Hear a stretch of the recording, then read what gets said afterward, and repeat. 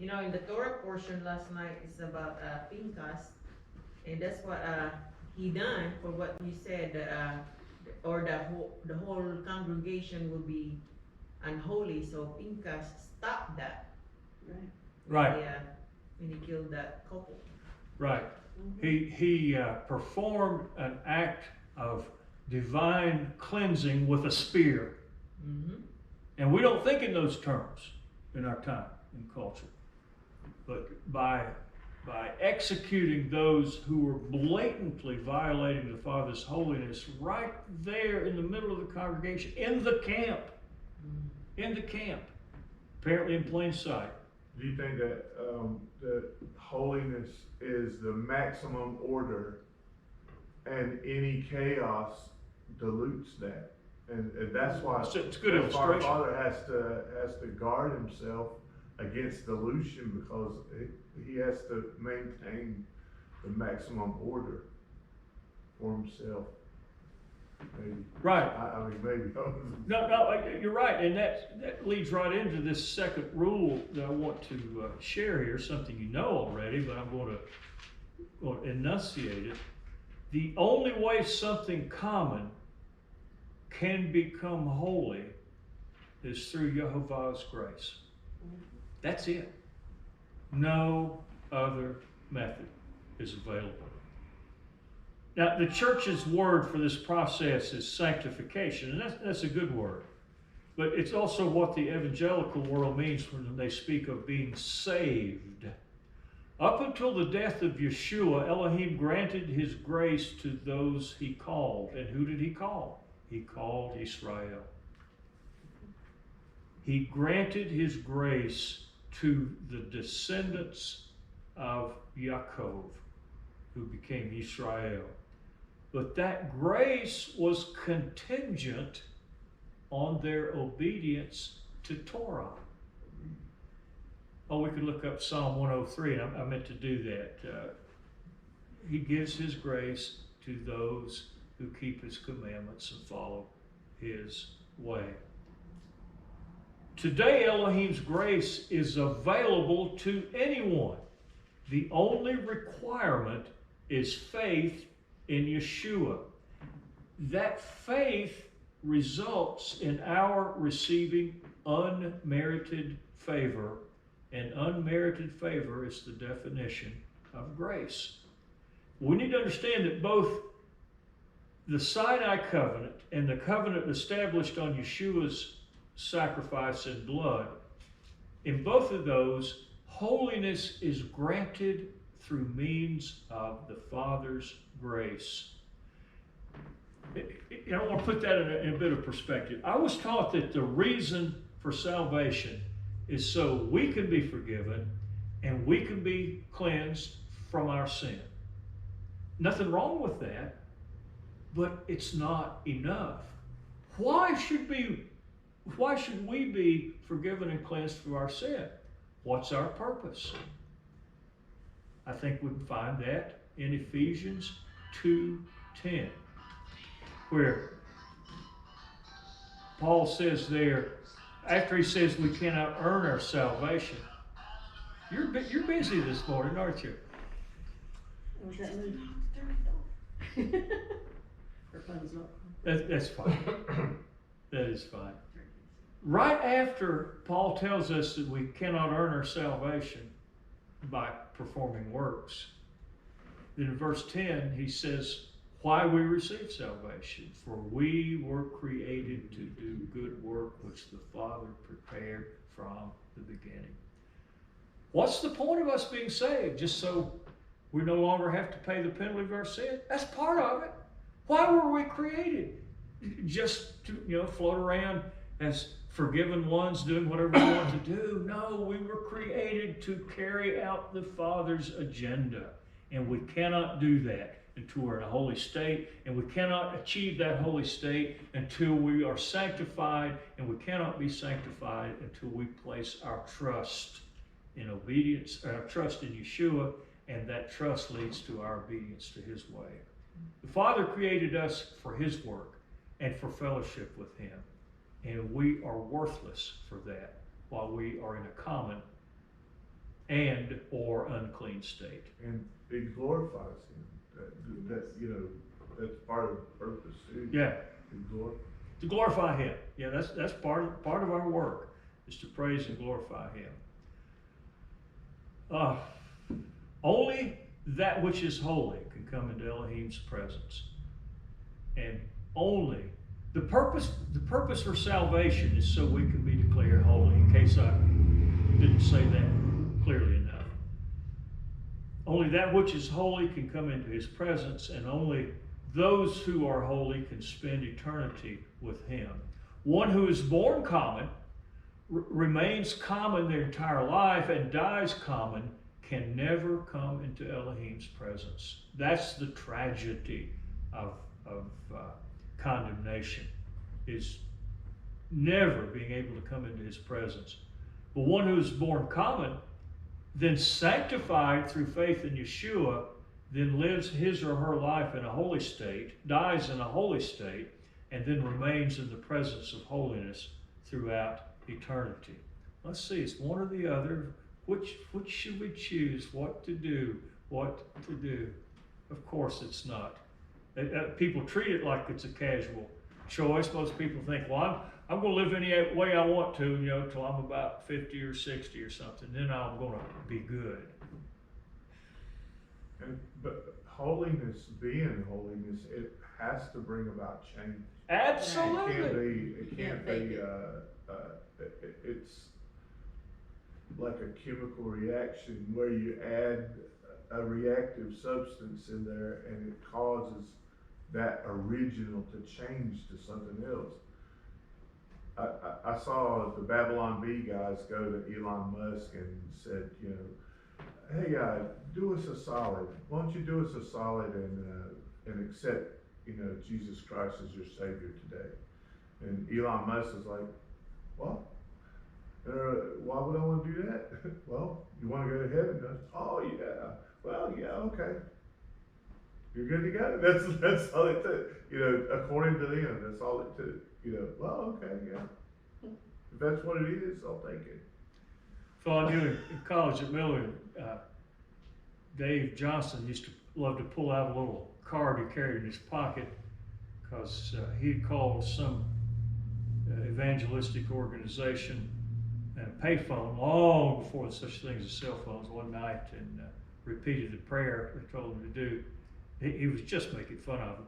And they sent him a card saying that he'd been saved at such and such a time. There's his, his card. He's a card carrying believer. And they got points on their scoreboard in heaven from Matthew 28. Right. That's another point for him, another jewel in his crown. Time and again, we're coming back to this idea: you can't be holy if there's nothing that distinguishes you from the common. Paul put it this way: be not conformed to this world, but be transformed by the renewing of your minds. If we are transformed, we do not look and act and think just like the rest of the world looks and acts and thinks.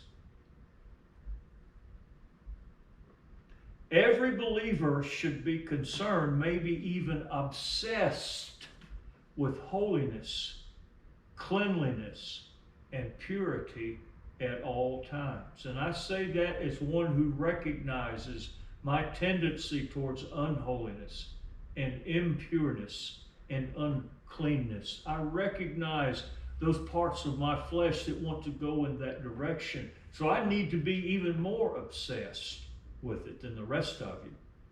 Because if I'm not, I get dragged in that direction. The Hebrews of Bible times were obsessed with purity and cleanness. They knew that their status of being holy could be lost. They knew that disobedience to Torah commands degraded them down to a common state from their former holy state. Even worse, they knew they could commit acts that made them unclean. To put that in different words, disobedience to most Torah commands brought them to a temporary state of being common but clean. Clean and common, but no longer holy. But they knew they could also commit sin, other acts, such as touching a dead body which not only degraded them to a common state, but also made them unclean, and common. The first thing an unclean person had to do was to become clean again. They had to go back to what we might call a neutral state, common and clean, and that is the purpose of the ritual purity laws. Part of the process for an unclean person becoming ritually pure was performing the proper sacrifice and often bathing in a mikvah, or a ritual bath. Once a person who was unclean was made clean again, then they could go to the sacrificial system, perform the appropriate ritual to regain their status as holy. The ritual purity provisions were for bringing a person from unclean state back to a clean state. Usually involve washing clothes and waiting a particular amount of time, maybe staying out of the camp. The sacrificial system was to bring a person from a clean and common state back into a state of acceptable holiness. Questions or thoughts here? All right, the term used to describe the process of regaining holy status is atonement. Church still at least knows that term, whether or not it's used. Atonement required a specific animal sacrifice. Atonement elevated a person who was common and clean back to a state of holiness. Now, you've heard me use here the last few minutes the word back again and again. A person who has never been declared holy by Elohim cannot make himself holy simply by performing the purity and atonement rituals. It doesn't work that way. A typical Hebrew lived on this constantly moving elevator up and down on the holiness scale. Is it any wonder that Paul and the other Torah observant Jews who understood and accepted that Yeshua was Mashiach and what he did for them, they were so excited to explain this to their Jewish friends, because no more did they have to be on this constant up and down business on the holiness scale. No more did they have to worry about being in Jehovah's presence one day and barred from it the next. Yeshua's sacrifice, his atonement, put the believer into a permanent state of holiness, never again to be common. Praise the Father for this. I'd be so busy with rituals and sacrifices, I'd never get anything else done. All right, one final comment before we get to, and we're not really going to get to the chapter today, I'm sorry, but not really. But another comment, of all the great quests undertaken by rabbis and sages and Bible scholars, ancient or recent, Jewish or Gentile, few subjects have been so challenging as to comprehensively identify the underlying meaning of the term holiness. What does Yehovah mean by this term? And what did Moshe mean by this term? Jews and Christians both understand that one attribute of holiness is separateness, set apart from others for service to Yehovah. But we still have this nagging suspicion that, that's not quite enough, is it? Isn't there something more about holiness? How's holiness different from all other states? What's the chief characteristic of holiness? And the best explanation I have found, the one that seems most true to the word of Yehovah, the one that covers both spiritual and physical aspects, is this: holiness is a state of wholeness and completeness. Nothing lacking, nothing imperfect. Now I think I want to stop right there and have any discussion that you might want, and then next time we will begin with reading the chapter. I didn't want us distracted by the specifics of the chapter during this introduction stuff. Questions or comments? The state of, that's why there's such an emphasis on not being diluted, not sowing two different crops, not mixing linen and wool, because there's a dilution. Yeah. It dilutes from the total strength of. Yeah, and that's, the whole idea of be not unequally yoked with non-believers. Now, that's a tricky subject, because our commission, our call, is to reach unbelievers, and it's impossible to reach them without associating with them. But I think that unequal yokeness involves things like business partnerships and co-investment, or being mutually responsible to each other. And I don't pretend to be able to sit here and explain what that means in your life. I have enough trouble what it means in my life, but Well, two oxen could eat grass together or associate in the field or whatever, but when they're yoked, they have a common purpose. They're plowing the field or pulling the cart and so they couldn't be unequally yoked. You'd have one going backwards and one going forwards and be pulling against each other. So being yoked up is different from associating or being in the same field or. that's a good illustration, and I've never seen it done, but I understand that efforts to work an ox and a mule in the same team never work out, and I can understand why. Completely different styles and pace of work and different methods of control. I saw when they were training them, they always put a younger ox with an older ox that had already been trained so that he can pull the weight, but he also does part of the training. And that's a great way to train any draft animal. But if you're like Bev and I were, and too poor to afford an experienced animal, and you start with two young green horses at the same time, you can learn all sorts of things in a hurry. Especially when you don't. More. Especially when you don't listen to the expert farmer. All right, Bev, tell the story. Go ahead and tell it. Okay, we lived in Indiana. It was big horse country up there, draft horses. And we bought one from Mikey Hart. And A mare named Gretchen. I guess the only thing we had to hook it to was the manure spreader. But Mike said, don't hook him up till I get there. All right, no, I gotta add one more. We had two horses, because we had Yeah. Dexter that I bought from, Yeah, we had, we had a pair of green 2-year-olds, a mare and a gelding. Sinister and Dexter, left and right. And No, this is Gretchen and Dexter. Oh, Gretchen then. Yeah. Anyway, Jim didn't mind. I'm sitting there, Laurel's about 2-3 months old. I'm watching from the door. He hooks up the manure spreader, and these horses had never had anything squeaking and noisy behind him. I've been working, been up at Mike Hart's farm for a week with them, hooking to a sled and a plow. Things are hard to run away with. Right. It came time for me to bring them home, and Mike looked at me and said, what Beverly said, do not hook these horses up And he until knew I'm what there could to help you. happen, so. But the Jim next morning, hooked him up.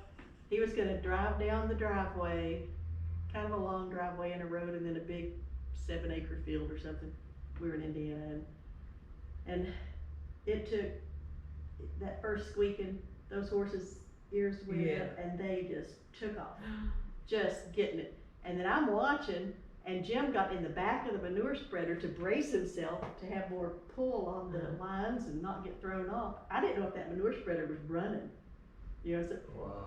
but they would have done okay if they had missed the telephone pole. They straddled the telephone pole with the bottom of the driveway and just kind of wrapped themselves up. Nobody got hurt. It's a good lesson. Jim keeps that broken yoke as a lesson to never do that again. Wow. It's kind of lucky they did that, right? They could have really. well, no, I had themselves. 7 acres of plowed ground just across the If road, they and got horses across the cannot road. run long in plowed ground, and I was counting on them. I didn't get that far. Did Mikey fuss at you? My friend and mentor chewed me out, and justifiably so. And as a result, that mare never worked well. We got the gelding doing pretty well after that, but the mare, whose name was Gretchen, she was always flighty after that. And that's part of my responsibility in this world. I helped ruin her for the purpose that she was created. And is because I did not listen to good, appropriate advice. I thought I knew better. You didn't obey the rules.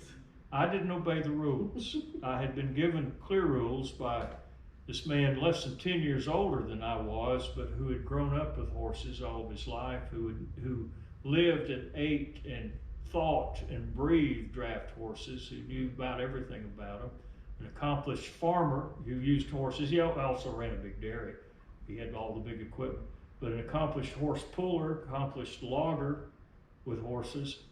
He knew what I needed to know, and I thought I could jump the learning curve.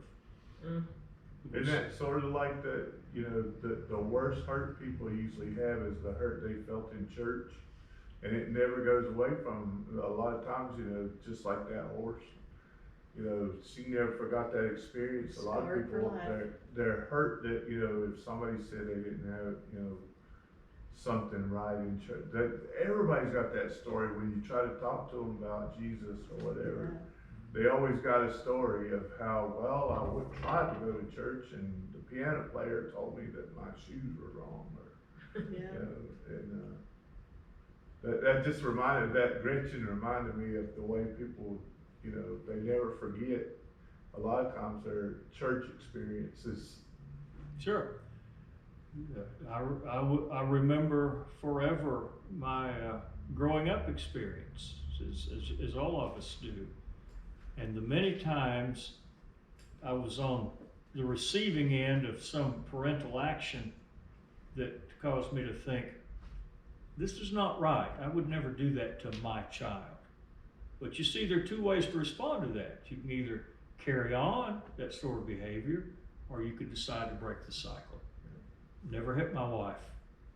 I've never abused my children. But I learned that through negative example.